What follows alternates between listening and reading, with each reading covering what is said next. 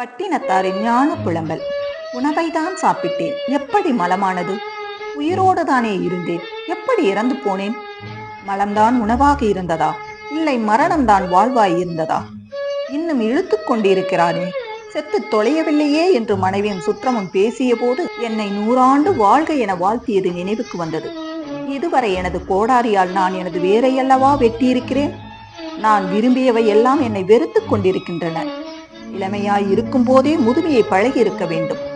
அறுசுவை உணவை தேடி தேடி உண்ணும் போதே அது மலமாகும் என்று உணர்ந்திருந்தால் அடுத்தவர் உணவை நான் பறித்திருக்க மாட்டேன். அனைவருக்கும் பயன்பட வேண்டிய பொன் பொருளை ஒரு திருடனை போல் பதுக்கி இருக்க மாட்டேன். காலம் கடந்த ஞானம்.